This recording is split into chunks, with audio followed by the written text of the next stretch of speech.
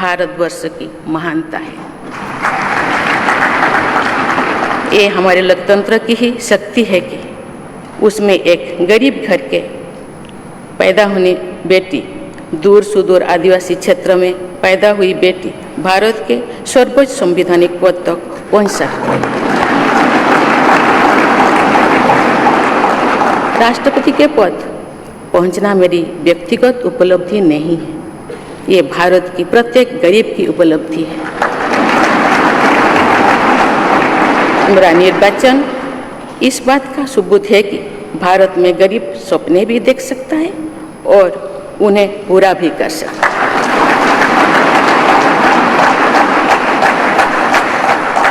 और ये मेरे लिए बहुत संतोष की बात है कि जो सदियों से वंचित रहे, जो जीवन विकास के लाभ से दूर रहे, वे गरीब, दलित, पिछड़े तथा आदिवासी मुझे ये अपना प्रतिबिंब देख सकते हैं। मेरे इस निर्वाचन में देश के गरीब व का आशीर्वाद शामिल है। देश की करोड़ों महिलाओं और बेटियों के सपनों और सामर्थ्य की झलक है। मेरे इस निर्वाचन में पुराने लीग से हटकर नए रास्ते पर चलने वाले भारत के आज के युवाओं का साहस भी शामिल है। ऐसे प्रगतिशील भारत का नेतृत्व करते हुए आज मैं खुद को गौरवान्वित महसूस कर रही हूँ। मैं आज समस्त देशवासियों को, विशेषकर भारत के युवाओं को तथा भारत की महिलाओं को ये विश्वास दिलाती हूँ कि इस पद पर कार्य करते हुए मेरे लिए उनके हित सर्वोपरि होंगे। देवियों और स्वजनों, मेरे सामने भारत के राष्ट्रपति पद की ऐसी महान विरासत है जिसने विश्व में भारतीय लोकतंत्र की प्रतिष्ठा का निरंतर मजबूत किया है। देश के प्रथम राष्ट्रपति डॉक्टर राजेंद्र प्रसाद से लेकर श्री रामनाथ कोविंद जी तक अनेक विभूतियों ने इस पद को सुशोभित किया है। इस पद के साथ साथ देश ने इस महान परंपरा के प्रतिनिधित्व का दायित्व भी मुझे सौंपा है। संविधान के आलोक में मैं पूरी निष्ठा से अपने कर्तव्यों का निर्वहन करूंगी। मेरे लिए भारत के लोकतांत्रिक सांस्कृतिक आदर्श और सभी देशवासी हमेशा मेरे ऊर्जा के स्रोत रहेंगे। देवियों और स्वजनों, हमारे संवैधानिक संग्राम में, स्वाधीनता संग्राम में एक राष्ट्र के तौर पर भारत की नई यात्रा की रूपरेखा तैयार की है। हमारा स्वाधीनता संग्राम उन संघर्षों और बलिदानों की अविरल धारा है जिसने आज़ाद भारत के लिए कितनी ही आदर्शों और संभावनाओं की सिंचा था। पूज्य बापू ने हमें स्वराज, स्वदेशी, स्वच्छता और सत्याग्रह द्वारा भारत के सांस्कृतिक आदर्शों की स्थापना का मार्ग दिखाया था। नेताजी सुभाष चंद्र बोस, नेहरू जी, सरदार पटेल, बाबा साहेब अम्बेडकर, भगत सिंह, सुखदेव, राजगुरु, चंद्रशेखर आजाद जैसे अनगिनत स्वाधीनता सेनानियों ने हमें राष्ट्र के स्वाभिमान को सर्वोपरि रखने की शिक्षा दी थी। रानी लक्ष्मीबाई, रानी वेलु नाचियार, रानी गाईदिन्लु और रानी चेन्निमा जैसी अनेकों वीरांगनाओं ने राष्ट्र इच्छा और राष्ट्र निर्माण में नारी शक्ति की भूमिका को नई ऊर्जा दी है। संथाल क्रांति, पाइक क्रांति से लेकर कोल क्रांति और भील क्रांति ने स्वतंत्रता संग्राम में आदिवासी योगदान को और सशक्त किया। सामाजिक उत्थान एवं देश प्रेम के लिए धरती आबा भगवान बिरसा मुंडा जी के बलिदान से हमें प्रेरणा मिली थी। मुझे खुशी है कि आज़ादी की लड़ाई में जनजातीय समुदाय के योगदान को समर्पित अनेक म्यूजियम देश भर में बनवाया जा रहा है। देवियों और स्वजनों, एक संसदीय लोकतंत्र के रूप में 75 वर्ष में भारत ने प्रगति के संकल्प को सहभागिता एवं सर्वसम्मति से आगे बढ़ाया है। विविधताओं से भरे अपने देश में हम अनेक भाषा, धर्म, संप्रदाय, खान पान, रहन सहन, रीति रिवाजों का अपनाते हुए एक भारत श्रेष्ठ भारत के निर्माण में सक्रिय है। आज़ादी के 75वें वर्ष के अवसर पर आया है अमृतकाल। भारत के लिए नए संकल्पों का कालखंड है। आज मैं इस नए युग के स्वागत में अपने देश को नई सोच के साथ तत्पर और तैयार देख रही हूँ। भारत और हर क्षेत्र में विकास का नया अध्याय जोड़ रहा है। कोरोना महामारी के वैश्विक संकट का सामना करने में भारत ने जिस तरह का सामर्थ्य दिखाया है, उसने पूरे विश्व में भारत की साख बढ़ाया है।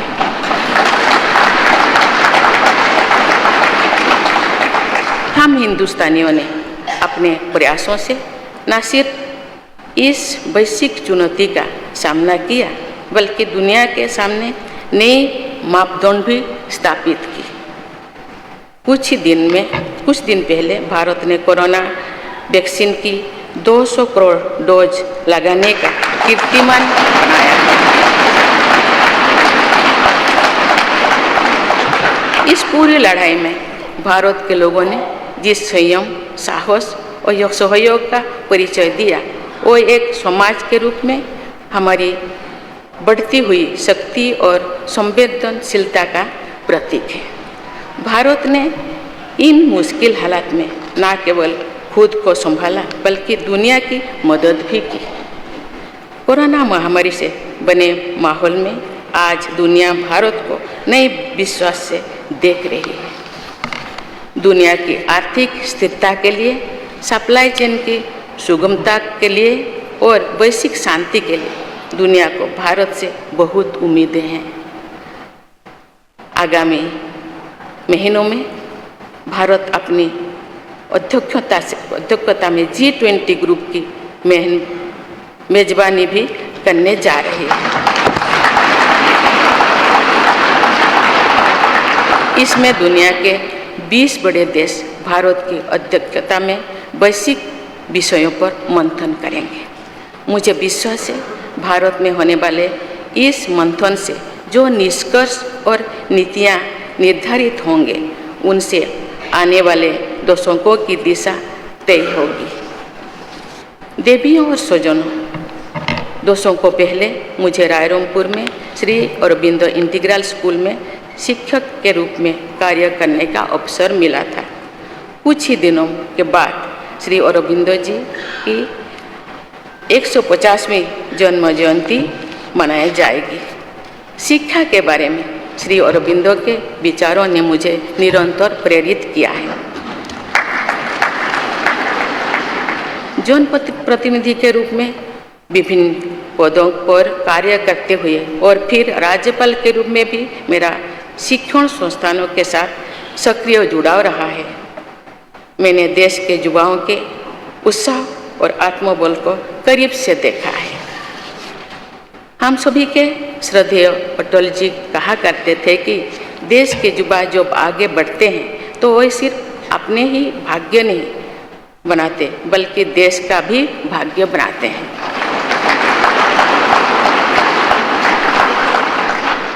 आज हम इसे सोच होते देख रहे हैं। वोकल फॉर लोकल से लेकर डिजिटल इंडिया तक हर क्षेत्र में आगे बढ़ रहा आज का भारत विश्व के साथ कदम से कदम मिलाकर औद्योगिक क्रांति 4.0 के लिए पूरी तरह भारत तैयार है। रिकॉर्ड संख्या में बन रहे स्टार्टअप्स में नए नए इनोवेशंस में दूर सुदूर क्षेत्रों में डिजिटल टेक्नोलॉजी की स्वीकार्यता में भारत के युवाओं की बड़ी भूमिका है। बीती वर्षों में भारत ने जिस तरह महिला सशक्तिकरण के लिए निर्णय लिए हैं, नीतियाँ बनाई गई है, इससे भी देश में एक नई शक्ति का संचार हुआ है। मैं चाहती हूँ कि हमारी सभी बहनें व बेटियाँ अधिक से अधिक सशक्त हो तथा वे देश के हर क्षेत्र में अपना योगदान बढ़ाती रहें। मैं अपने देश के युवाओं से कहना चाहती हूँ कि आप न केवल अपने भविष्य का निर्माण कर रहे हैं बल्कि भविष्य के भारत की नींव भी रख रहे हैं। देश के राष्ट्रपति के तौर पर मेरा हमेशा आपको पूरा सहयोग रहेगा। देवियों और स्वजनों, विकास और प्रगतिशीलता का अर्थ निरंतर आगे बढ़ना होता है, लेकिन साथ ही अपने अतीत का ज्ञान भी उतना ही आवश्यक है। आज जो विश्व सस्टेनेबल प्लानेट की बात कर रहे हैं तो उसमें भारत की प्राचीन परंपराओं, हमारे अतीत की सस्टेनेबल लाइफस्टाइल की भूमिका और बढ़ जाती है। मेरा जन्म तो उस जनजातीय परंपरा से हुआ है जिसने हजारों वर्ष से प्रकृति के साथ तालमेल बनाकर जीवन को आगे बढ़ाया है। मैंने जंगल और जलाशयों के महत्व को अपने जीवन में महसूस किया है। हम प्रकृति से जरूरी संसाधन लेते हैं और उतनी ही श्रद्धा से प्रकृति से सेवा भी करते हैं।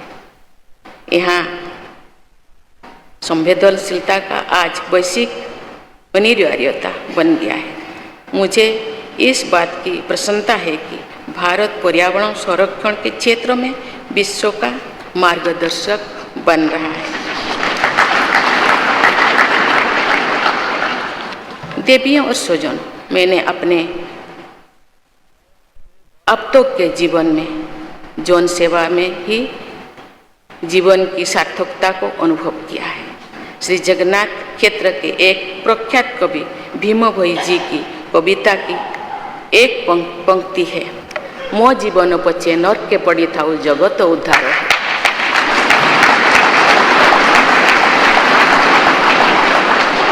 अर्थात अपने जीवन के हित और हित से बड़ा जगत कल्याण के लिए कार्य करना होता है। जगत कल्याण की इसी भावना के साथ मैं आप सब के विश्वास पर खरा उतरने के लिए पूरी निष्ठा व लगन से काम करने के लिए सदैव तत्पर रहूँगी। आइए हम सभी एकजुट होकर समर्पित भाव से कर्तव्य पथ पर आगे बढ़े तथा वैभवशाली व आत्मनिर्भर भारत का निर्माण करें। धन्यवाद। जय हिंद, जय Bharat.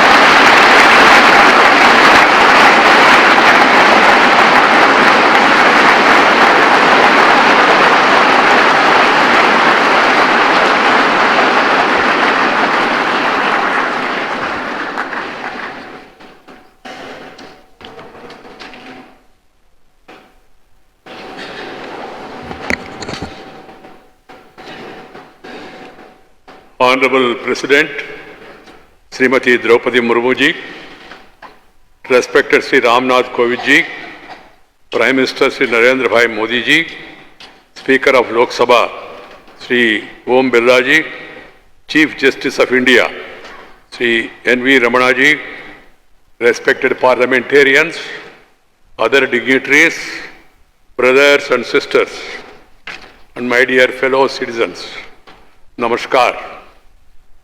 Madam President, you have just addressed the members of the Parliament. I wish to read a few paragraphs from the English version of the address, and the rest may be considered as read in view of the time constraint.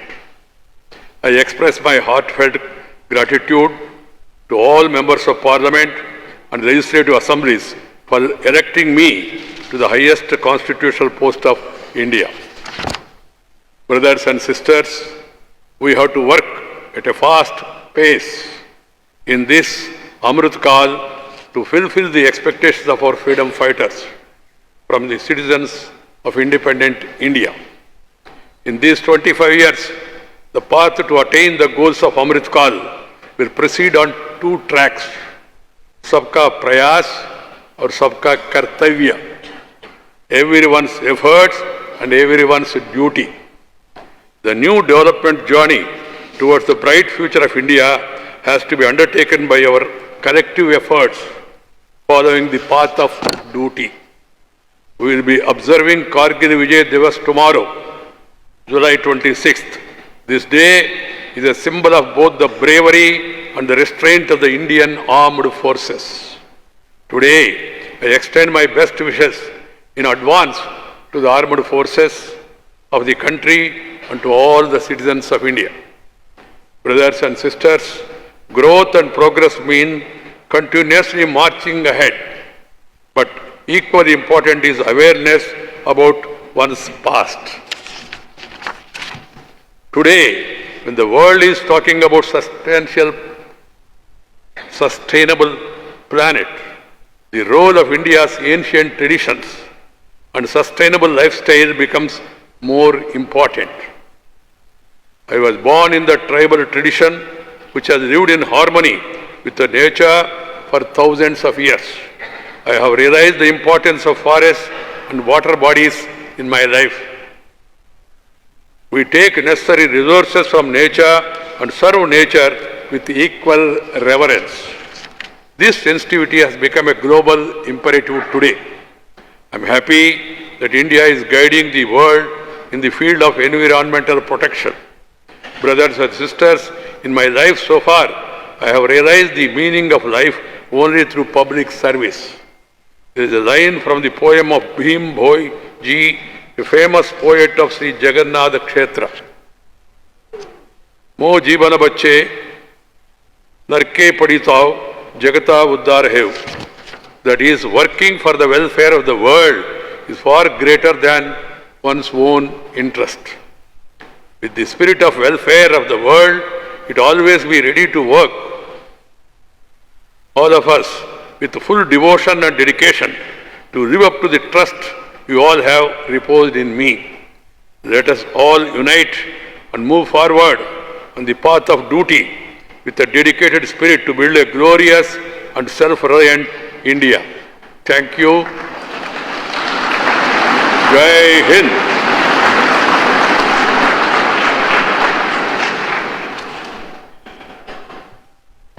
राष्ट्रपति महोदया, आपकी आज्ञा हो तो समारोह की कार्यवाही समाप्त की जाए।